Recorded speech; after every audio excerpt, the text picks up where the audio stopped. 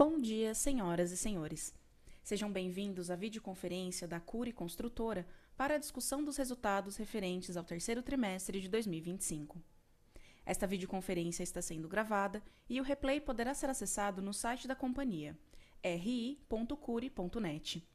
A apresentação também está disponível para download. Informamos que todos os participantes estarão apenas assistindo a videoconferência durante a apresentação e, em seguida, iniciaremos a sessão de perguntas e respostas quando mais instruções serão fornecidas.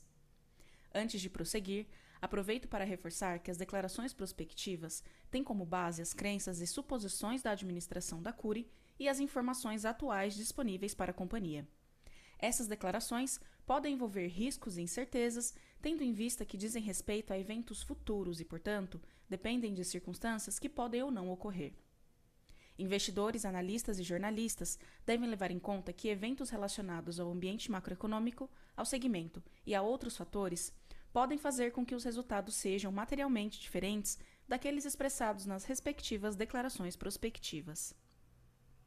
Estão presentes nessa videoconferência o senhor Leonardo Mesquita, vice-presidente comercial, o senhor João Carlos Mazzuco, diretor financeiro, e o senhor Ronaldo Cury, diretor de Relações com Investidores. Gostaria agora de passar a palavra ao senhor Ronaldo Cury, que dará início à apresentação. Por favor, senhor Ronaldo, pode prosseguir. Bom dia a todos. Muito obrigado mais uma vez pelo interesse na Cury e por acompanharem a nossa teleconferência de resultados do terceiro trimestre de 2025. Hoje, representando a Cury, temos, além de mim, Leonardo Mesquita, nosso vice-presidente comercial, e o João Mazzuco, nosso CFO. Ao longo da apresentação, comentaremos sobre os principais destaques do nosso desempenho operacional e financeiro da Cury. E, ao final, abriremos para a sessão de perguntas e respostas. A seguir, temos uma mensagem do nosso CEO, Fábio Cury. Bom dia a todos. No terceiro trimestre de 2025, celebramos dois marcos importantes em nossa trajetória.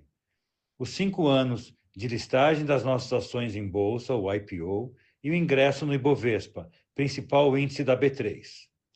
Esses acontecimentos refletem o reconhecimento do mercado e reforçam a Cury como uma das líderes do setor, sustentada por um histórico de crescimento consistente e geração de valor para os nossos acionistas. Outro marco relevante no trimestre foi a entrega de resultados sólidos por mais um período, reafirmando o equilíbrio entre crescimento, rentabilidade e disciplina operacional. Atingimos 2 bilhões em lançamentos, 1,8 bilhão em vendas e 233 milhões em geração de caixa.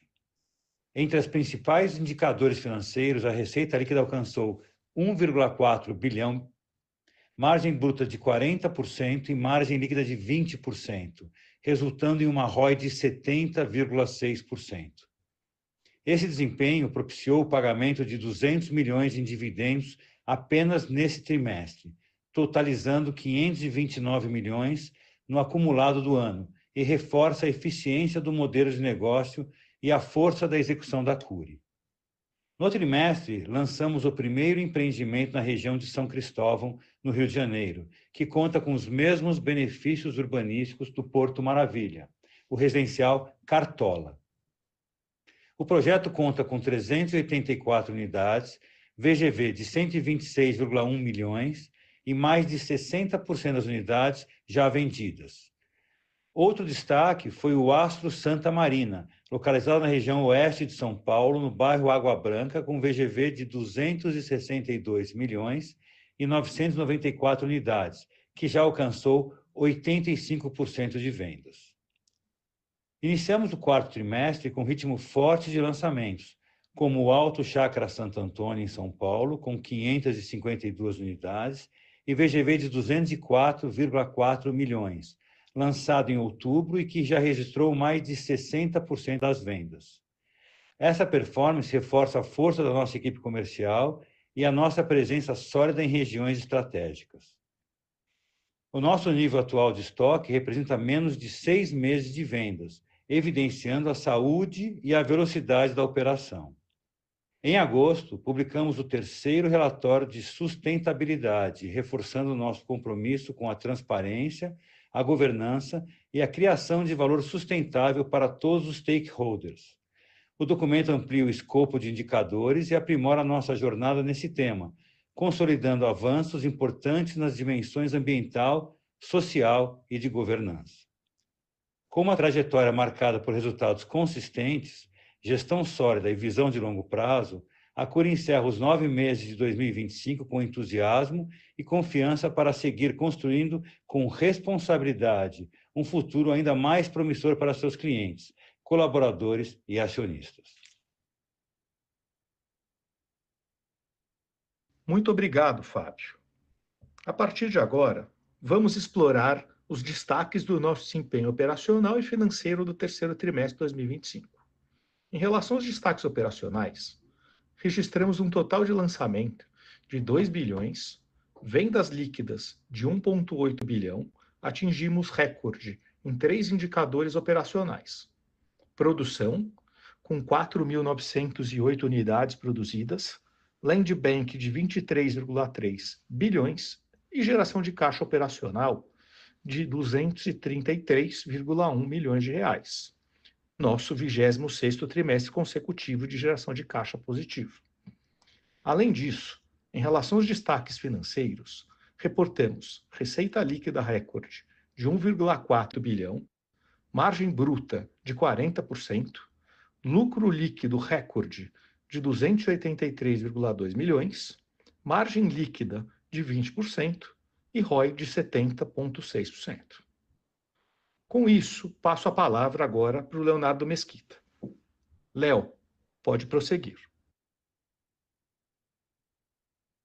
Bom dia a todos. No último trimestre, lançamos 9 empreendimentos, 6 localizados em São Paulo e 3 no Rio de Janeiro, que totalizam um VGV de 2 bi, como já mencionado. Os destaques no trimestre foram Astro Santa Marina, na Zona Oeste de São Paulo, lançado um VGV de 262 milhões, com 85% das unidades vendidas. Singular Butantã, também na Zona Oeste de São Paulo, lançado em julho, totalizando 245 milhões de VGV, com mais de 80% das unidades vendidas.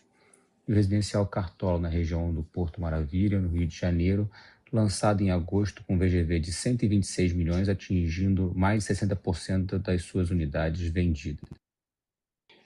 Nesse próximo slide, vamos explorar melhor o desempenho das vendas. No terceiro trimestre de 2025, atingimos o valor de 1,8 bi em vendas líquidas, tendo um aumento de 27,1% ante o mesmo período de 2024 e uma redução de 19,2% frente ao segundo trimestre de 2025. Além disso, nossa VSO líquida no trimestre foi de 40,6%, 3,3 pontos percentuais menor que o terceiro trimestre de 2024 e 6,9 pontos percentuais menor que o segundo trimestre de 2025.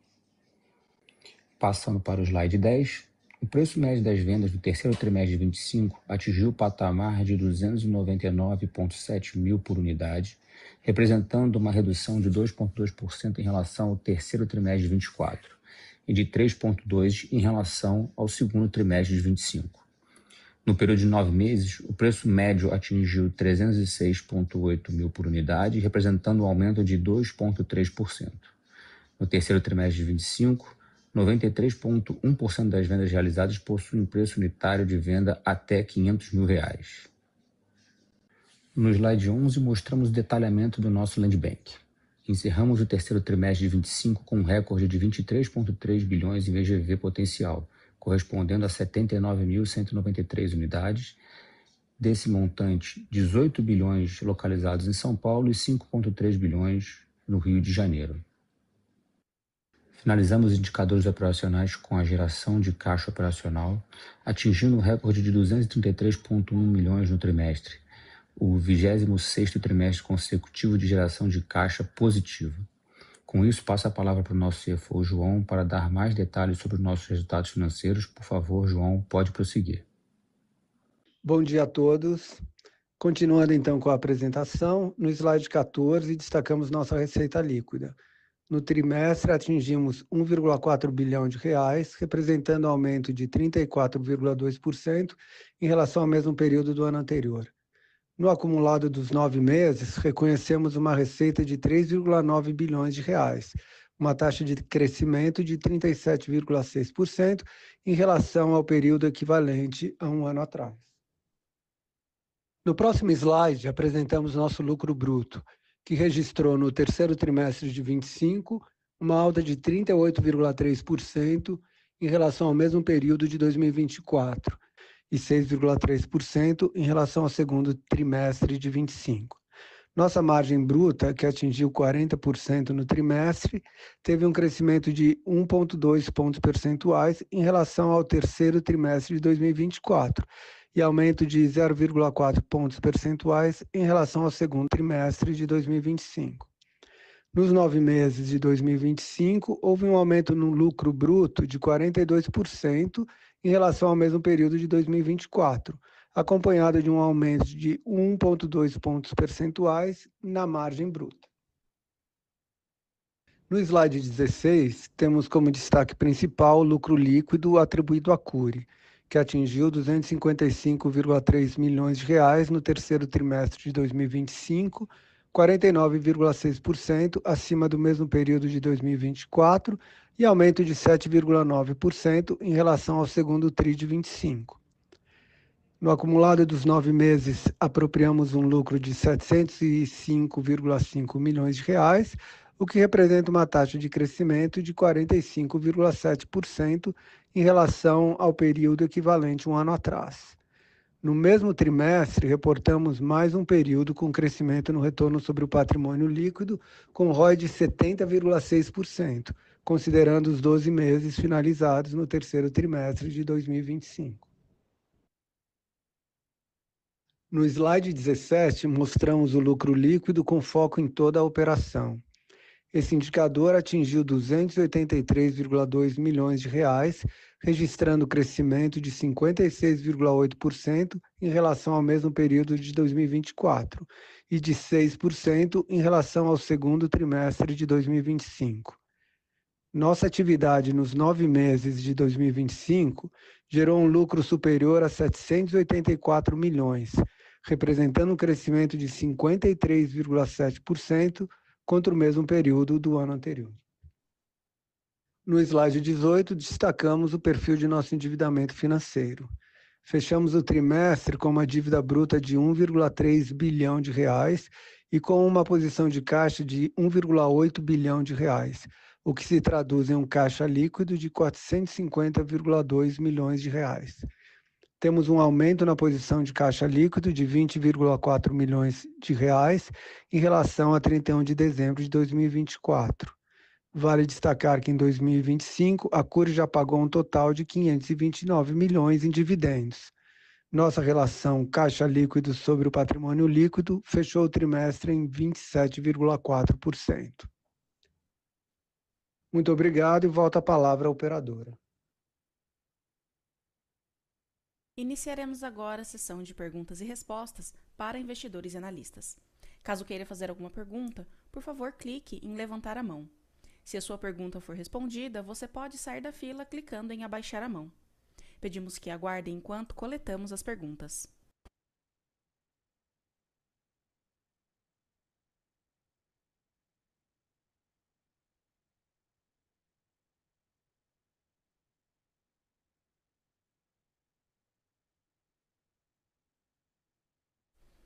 A primeira pergunta vem de Igor Altero, da XP Investimentos.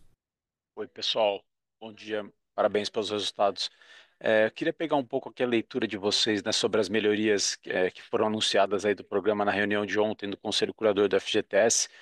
Entender um pouco da leitura de vocês, da como que isso beneficia o mercado e vocês, né, quanto que a Cury está exposta a essa faixa de renda um pouco mais baixa, e com relação a potenciais ajustes, né, nas faixas de renda mais alta, né, isso deve acontecer na visão de vocês um pouco mais para frente.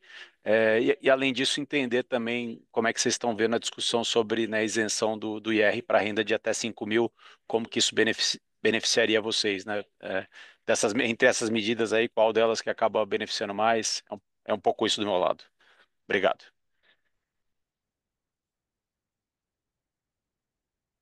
E aí, Igor, obrigado pela pergunta. Ronaldo falando. Bom, sobre as melhoras aí, o programa Minha Casa Minha Vida, eu acho que a gente tem dito, né, que isso é fundamental para que a gente siga mantendo as nossas margens, né, que os ajustes são muito importantes para que a gente consiga manter o trem no trilho, preservando as margens aí onde elas estão, né? Efetivamente, eu acho que assim, há um mês e meio atrás, 2 meses atrás, tinha uma expectativa de que fosse feito um grande ajuste na reunião de novembro. E esse ajuste não aconteceu. Já no final de outubro, a Abrainc e a CEBIC tiveram lá reuniões com a área técnica do Ministério e eles já tinham dito que iriam fatiar esse pacote de melhorias, né? Porque ontem, inclusive, foi aprovado o orçamento de 160 bilhões aí para o ano que vem, né? Então foi aprovado plurianual e quando tem a discussão do orçamento, fica muita pauta, muita coisa para ser aprovada.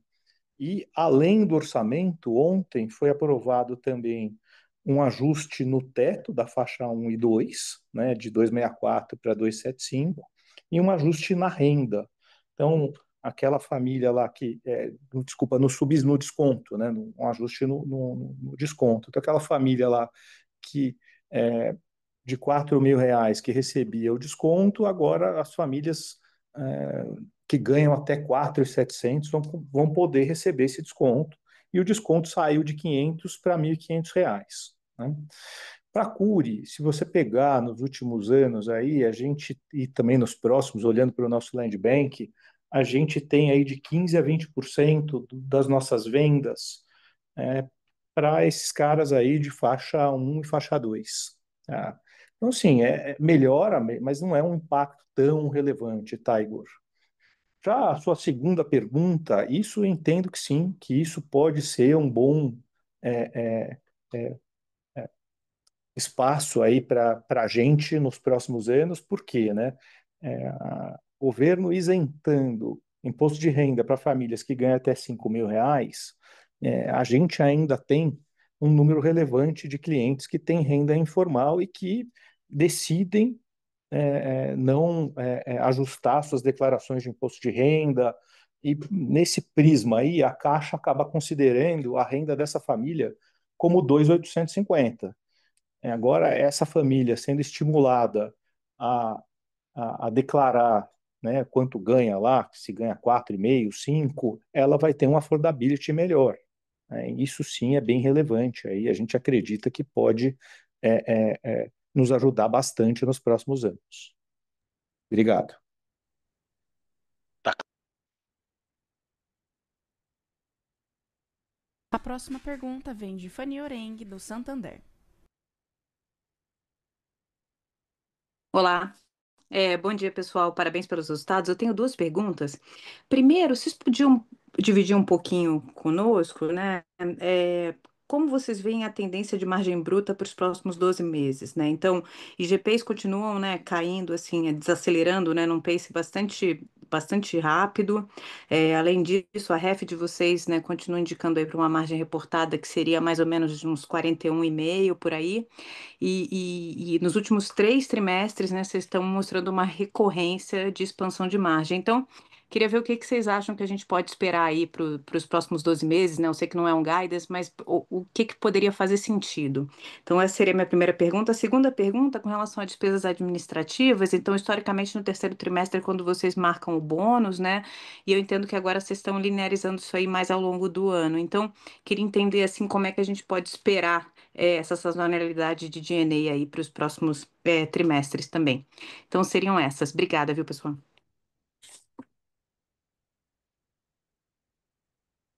Oi, Fanny, bom dia, pessoal, bom dia. É, Margem bruta. Realmente a gente vem postando tri a tri um ganho de margem bruta. O que que a gente esperaria daqui para frente? Eu diria assim a resposta que a gente sempre tem dado, Fanny, vou continuar insistindo nessa resposta. A manutenção das margens, agora, claro que num patamar um pouquinho maior, né, dado o ganho que a gente obteve acumulado desse ano. Mas gostaria de insistir em que a gente não tem expectativa de crescimento contínuo dessas margens brutas, tá? Dessa margem bruta. Então, vamos ficar nos 40% e, e até porque se você olhar num horizonte muito mais longo, a gente ainda tem um INCC, o INCC vem diminuindo, mas essa margem ref, a gente espera que ainda a parte dela seja diluída pela inflação futura, né? Então, insisto aqui naquele range que a gente deu, 39,5% a 40%.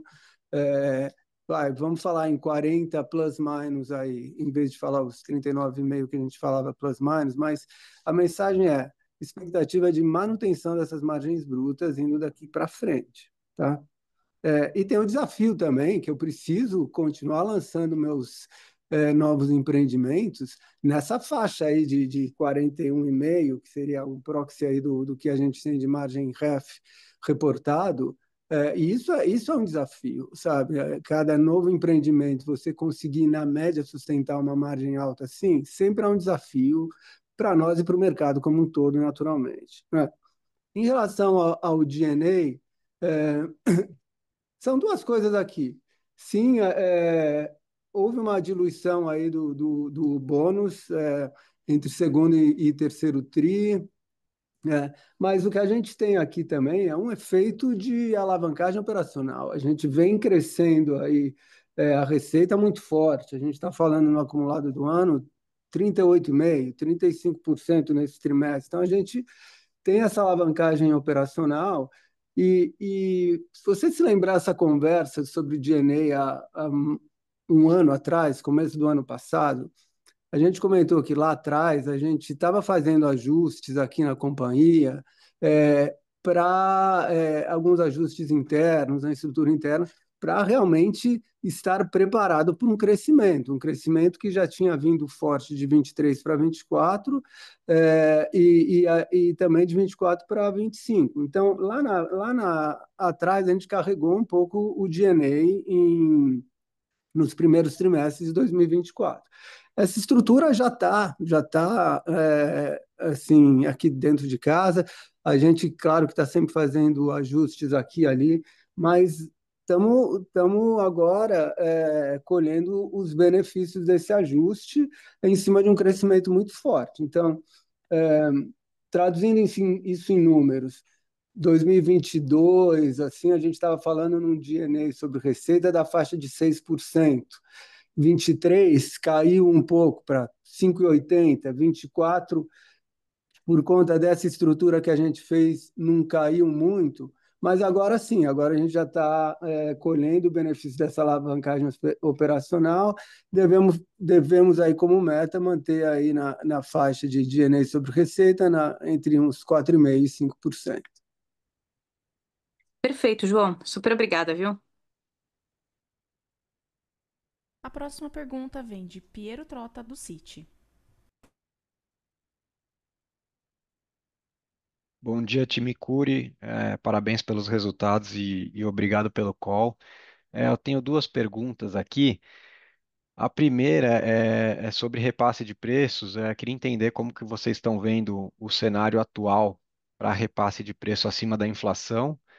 Se isso mudou nos últimos meses, para o que vocês estavam vendo antes.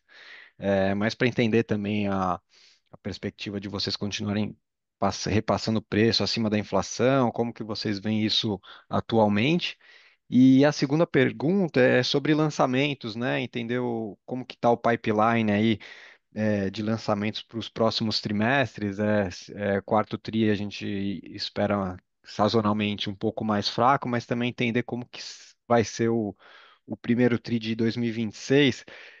Geralmente a Cury ela tem um primeiro tri muito forte. Queria entender se no pipeline a gente pode esperar isso também para o primeiro tri de 2026. Do meu lado é isso. Obrigado. Bom dia, Piero. É o Léo aqui respondendo essa. Então, com relação ao repasse de preço, eu acho que A Cury, na verdade, assim, acho que isso já faz parte da nossa estratégia de negócio. Sempre quando a gente vê oportunidade, a gente tenta repassar. Então, isso é muito mais micro do que uma situação macro. A gente tem uma análise aqui por empreendimento. Então, como a gente atua em regiões muito boas, a gente acaba tentando, dentro do contexto do lançamento, ganhar valor, ganhar preço. Então, isso faz parte da nossa política já há muito tempo. Então, acho que a ideia é continuar com isso e não é uma questão por o momento atual. Com relação aos lançamentos, assim, como você bem falou, esse trimestre a gente tradicionalmente tem um trimestre um pouco assim, mais fraco de lançamento. Dezembro não é um mês que a gente gosta muito de lançar.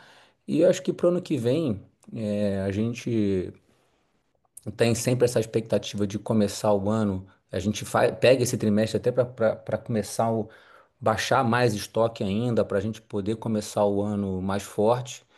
E talvez a gente não tenha essa necessidade de ter um primeiro trimestre tão elevado assim, até porque com essas mudanças no IR a gente ganha até mais tempo durante o ano para poder ir diluindo aí os nossos lançamentos sem aproveitar, sem ter que ter a necessidade também de aproveitar esse início de ano aí de declaração. Mas eu acho que a gente pode ter um ano mais calibrado do que dos anos anteriores, porque eu acho que a gente já chega num patamar ali e nessa condição também de mudança de R, a gente pode se programar até um pouco com mais tranquilidade do que dos anos anteriores. Tá super claro. Muito obrigado. A próxima pergunta vem de Tainan Costa, da UBS.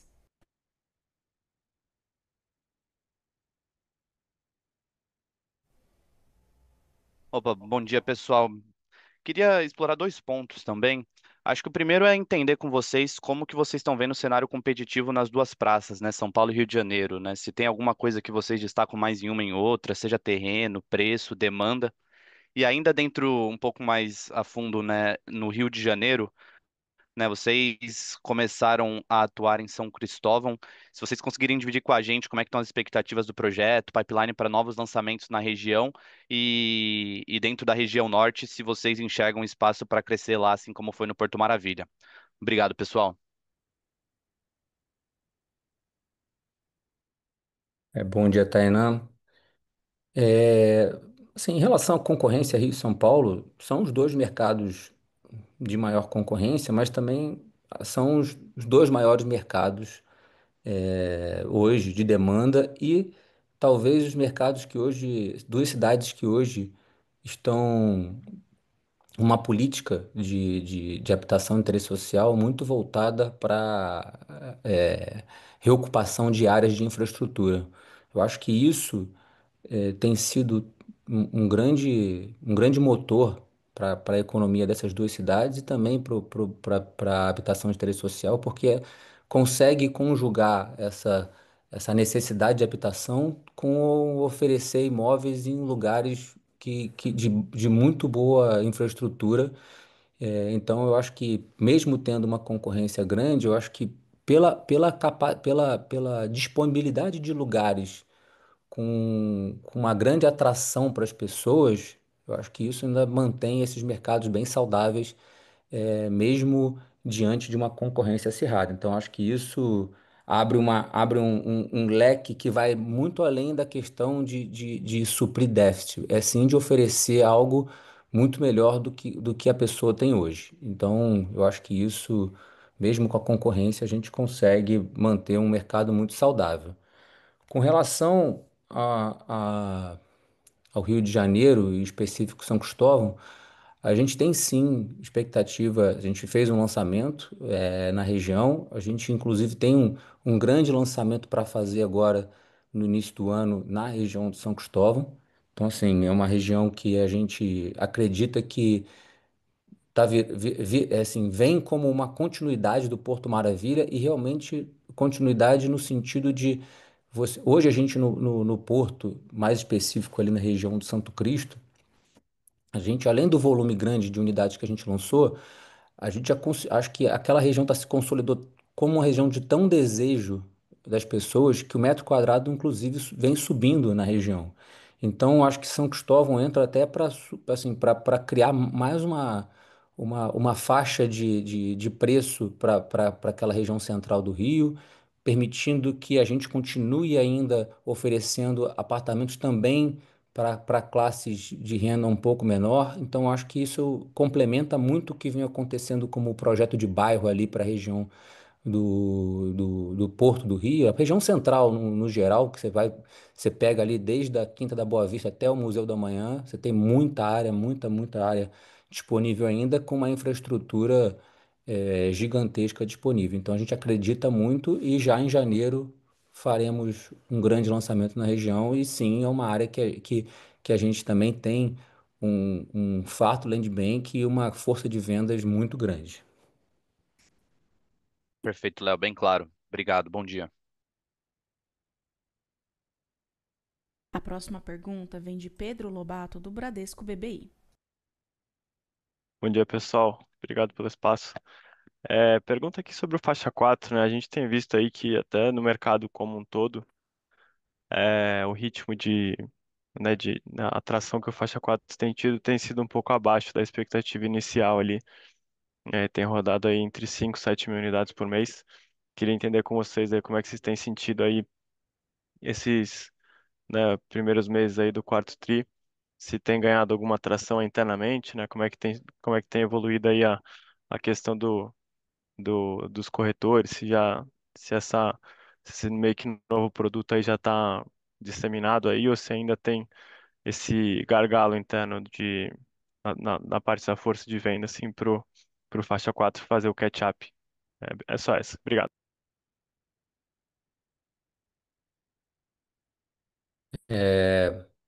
Bom dia, Pedro.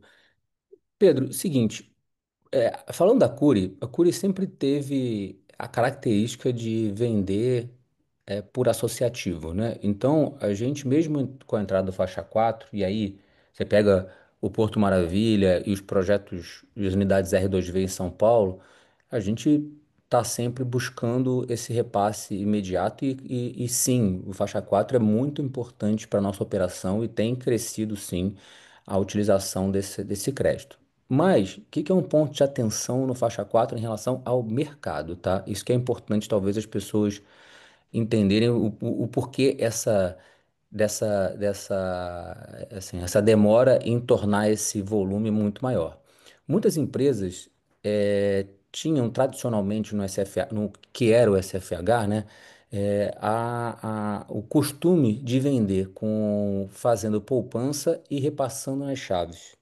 Então, o que acontece hoje? Essas empresas, para utilizar o faixa 4, elas vão utilizar principalmente no momento das chaves. Então, somente as empresas que trabalhavam, mesmo dentro do SFH com associativo, talvez tenham essa política mais forte de utilização no momento da venda. Então, eu acho que isso é, tem sim um período do mercado se adaptar à venda dentro dessa faixa de renda e preço dentro do modelo associativo.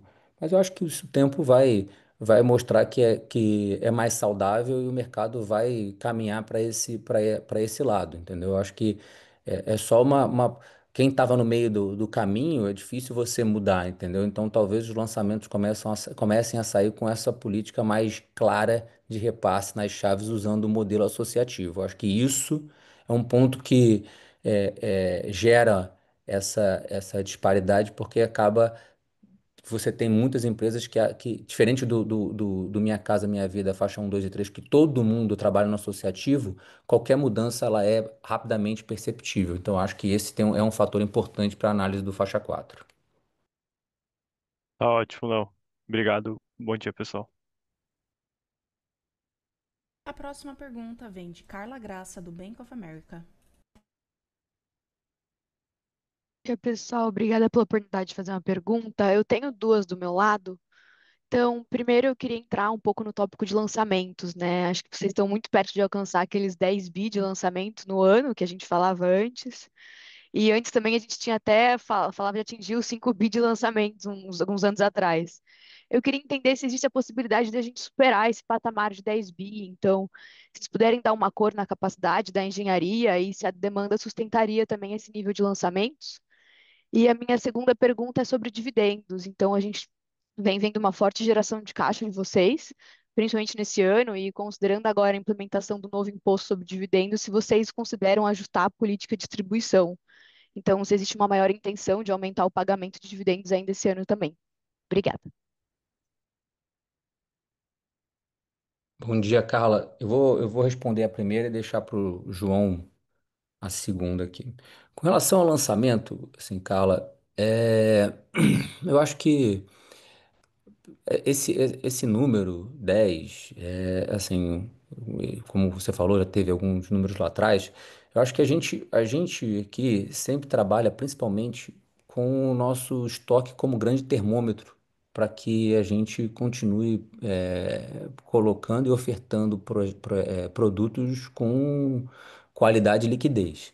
Então, eu acho que, sinceramente, hoje a nossa cabeça está muito mais em se consolidar ali e continuar mantendo esses indicadores, obviamente, aproveitando oportunidades que tiverem de crescimento, desde que elas de fato aconteçam e fazendo com que a empresa, eu acho que assim, a empresa já deu grandes saltos e agora acho que a gente, mais do que continuar um crescimento.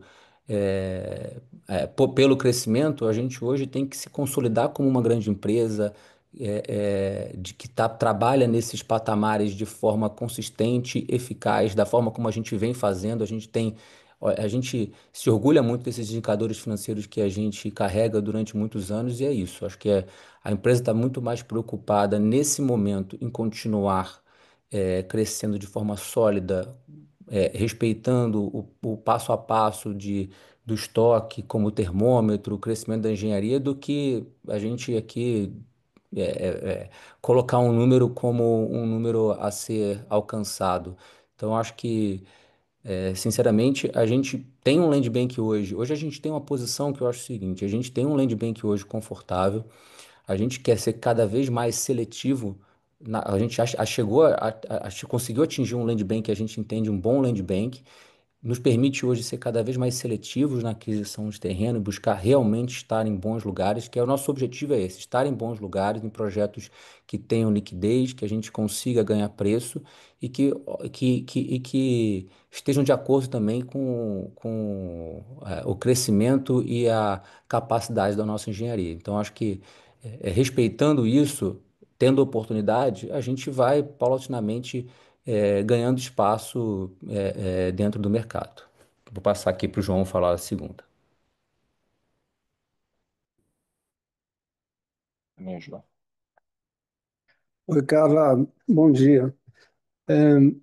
Dividendos, a gente.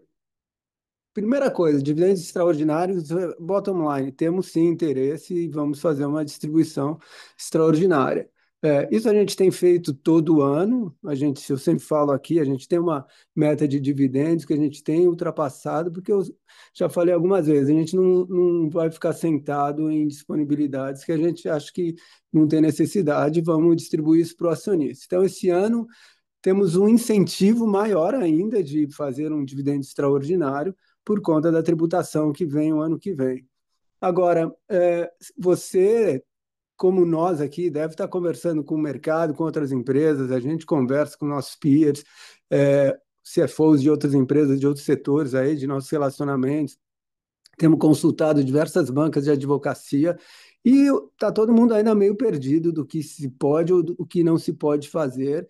Em particular, você entende o que eu estou falando em relação a esse conflito aí de diferir o pagamento versus o que é estabelecido na lei das SAs. Então, a gente, como eu falei, como o resto do mercado, está esperando se vai vir aí alguma resolução através de uma outra emenda que resolva esse conflito para a gente definir o quanto será a nossa capacidade de distribuir aqui no que resta para o final do ano. O que a gente vai distribuir é dentro da nossa capacidade de balanço, a nossa grande questão aqui é a nossa alavancagem, respeitar os covenants das nossas dívidas corporativas, né? Mas, resumindo, como todos os anos passados, a gente sempre deixa alguma coisinha assim para declarar e distribuir no final do ano. Perfeito, ficou super claro. Muito obrigada. A próxima pergunta vem de Elvis Credendio, do Itaú BBA. Bom dia, pessoal. Dois tópicos aqui do meu lado. Primeiro sobre vendas. Se vocês puderem comentar como que foi o ritmo de vendas aí na abertura do quarto trimestre. Vocês até abriram no release, né? Boa performance do lançamento Alto Chakra Antônio. Mas eu queria entender um pouco de venda de estoque, né? E como que tá esse ritmo de vendas aí consolidado versus o terceiro trimestre. E aí o segundo tópico é mais sobre tamanho de mercado, capacidade de vocês crescerem, principalmente em São Paulo, né? São Paulo deixou de ser um mercado, na cidade de São Paulo deixou de ser um mercado de menos de 5% do Minha Casa Minha Vida década atrás, hoje pouco menos de 15%, mas com esse novo tamanho de funding do programa, imagino apoio à produção, né, PF, queria entender se acham que dá para São Paulo de fato continuar expandindo, né, em tamanho de mercado e como que vocês enxergam a Cury nisso, né? Vocês acham que o que vai ditar realmente o ritmo de expansão de vocês é essa capacidade que vocês vêm colocando, né? De 30% de crescimento em metro quadrado por ano? Dá para manter esse ritmo por ano? Ou se acham que, enfim, imaginam manter a companhia do tamanho que está, assim? É isso. Bom dia, Elvis. Em relação à primeira pergunta, a gente teve sim como até comentado, a gente teve um outubro bom, acho que o trimestre começou bem, a gente tem bons lançamentos, a gente fez bons lançamentos, acabou de fazer também alguns lançamentos agora em novembro também, muito bons. É, Como a gente sempre eu até menciono, eu brinco que esse trimestre acaba sendo um trimestre que a gente busca ficar o máximo possível mais leve e reduzir o estoque para que a gente possa começar o ano com mais tranquilidade, poder focar nas regiões que a gente precisa lançar. Então, até a gente faz muito uma análise mais micro por região, de onde a gente está com um pouco mais de estoque, faz uma análise nesse sentido para que a gente possa começar o ano muito leve e, enfim, o trimestre começou muito bem. Acho que a gente teve um setembro também muito forte, então acho que assim o mercado continua respondendo muito bem.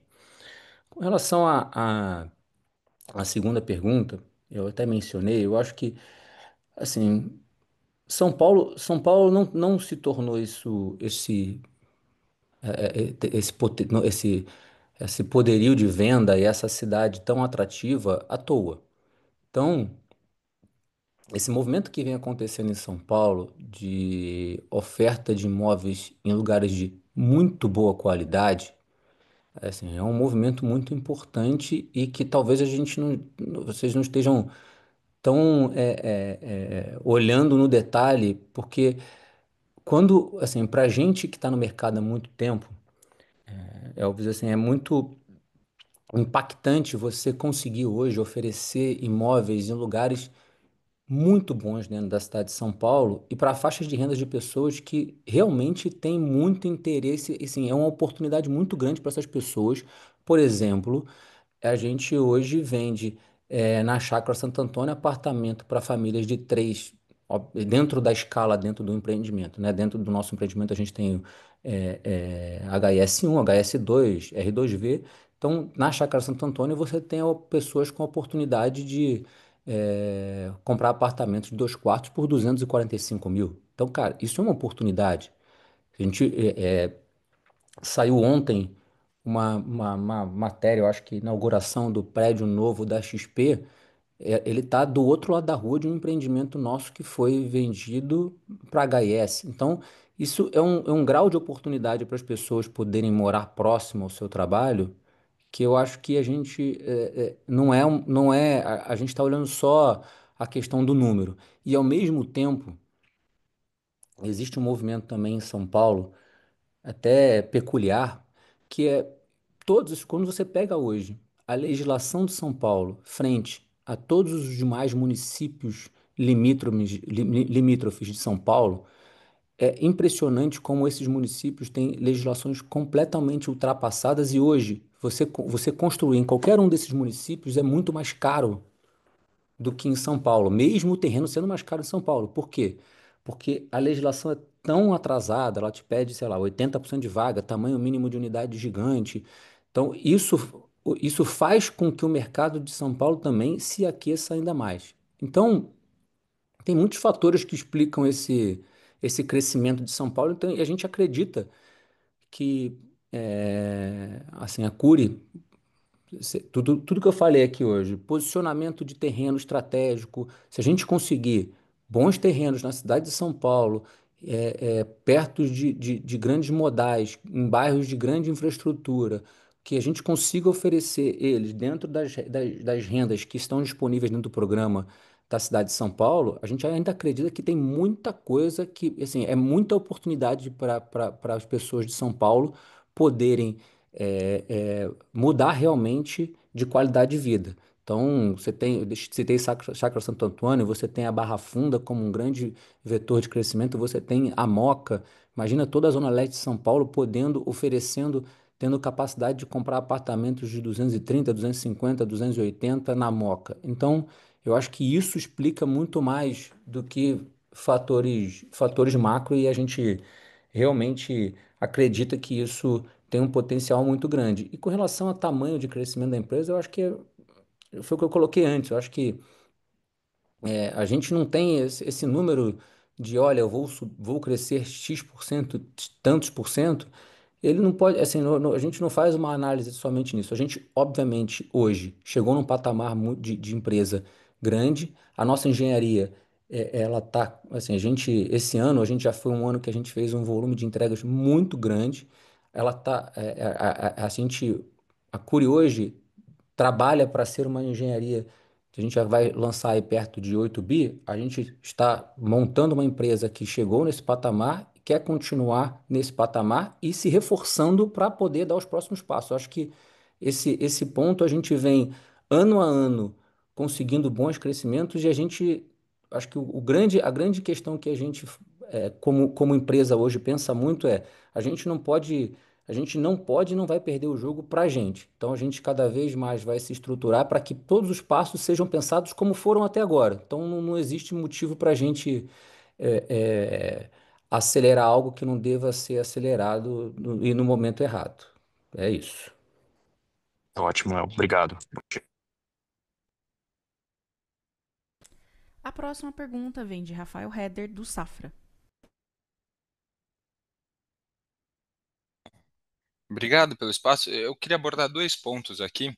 O primeiro, mais na questão do HIS, eu queria entender com vocês o quanto ou se vocês já estão barrando no teto de preço aí, tanto do HS1 como HS2, e se vocês têm ouvido alguma discussão aí com o município de São Paulo de aumento no teto, talvez mais para o ano que vem.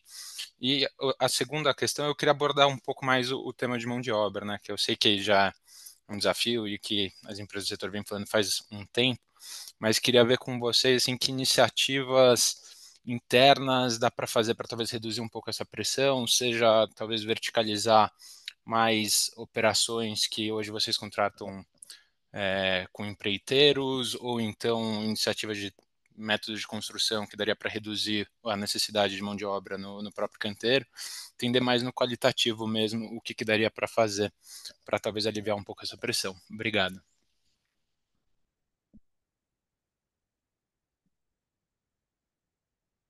Bom dia, Rafael. Em relação à primeira, em relação aos preços de HIS, assim, a gente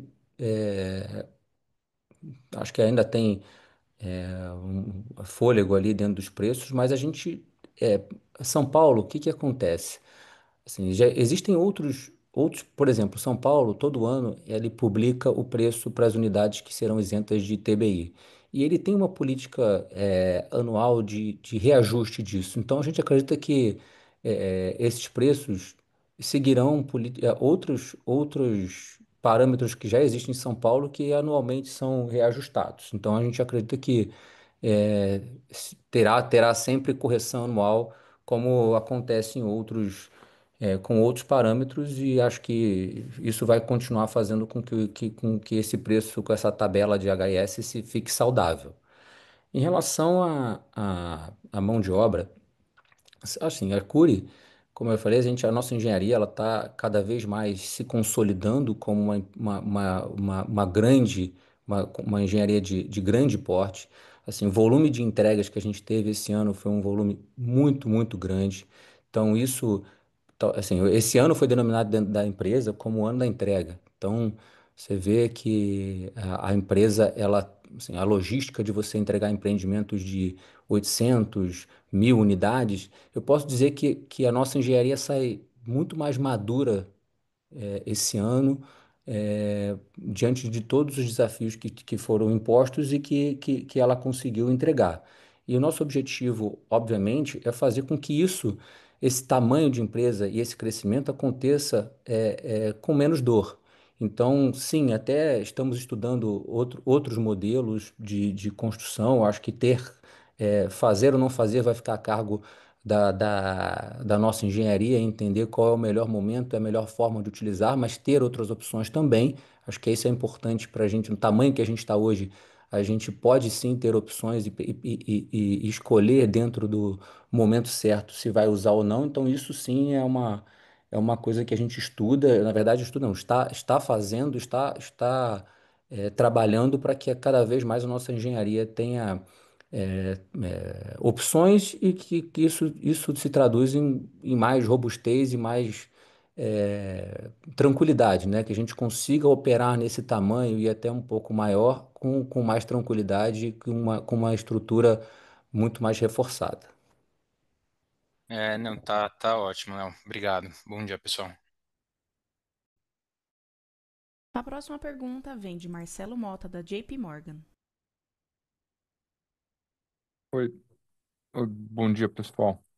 Uma pergunta do nosso lado aqui, se vocês puderem comentar um pouco sobre o Land Bank ali, entrando na questão da competição, né, do trade-off de aproveitar talvez essas áreas premiums em São Paulo, né, todo esse potencial que a cidade tem, vis-à-vis também ficar às vezes com um balanço mais pesado aí, dado que, né, vocês conseguem adquirir esse terreno, pagar ao longo da venda das unidades. Então, entender um pouco como é que está a cabeça de vocês para essa linha, né? E se conforme a empresa vai crescendo, vocês acham que é um desafio que fica maior ter que trabalhar com um balanço com mais terreno do que anteriormente ou não? Obrigado.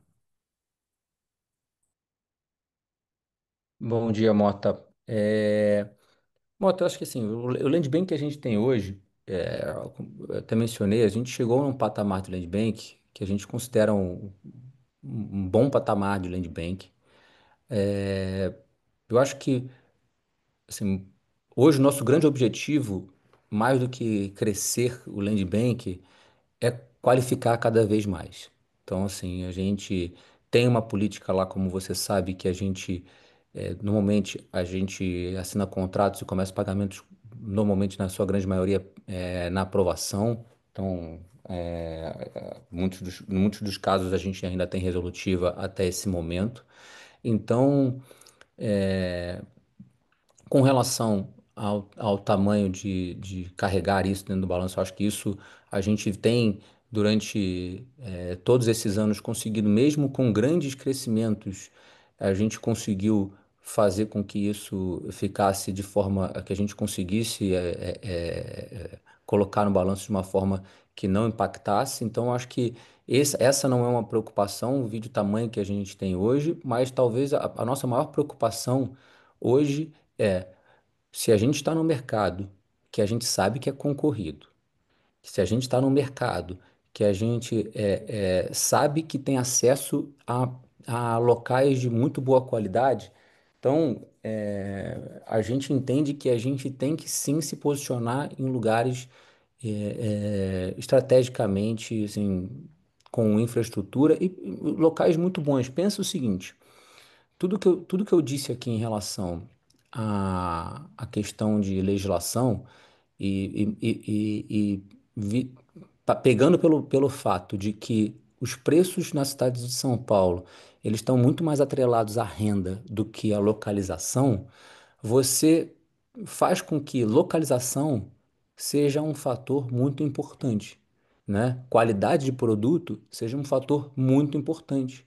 Porque se você hoje oferece no extremo leste e na região, como eu comparei lá, se lá para assim, para São Miguel e para Moca você vai ter preços muito parecidos, então você, assim, isso cria uma dinâmica para a cidade que faz com que sua localização e seu produto tenham sim um diferencial nesse momento. Então eu acho que a nossa preocupação é muito essa, oferecer produtos em localizações estratégicas e produtos de qualidade como a gente vem colocando nos últimos anos. Então essa é a nossa grande preocupação hoje de Land Bank, manter a nossa política de aquisição, isso é inegociável, e também fazer, já que a gente chegou num volume que a gente entende como interessante, ter uma reposição mais pensada e mais qualificada.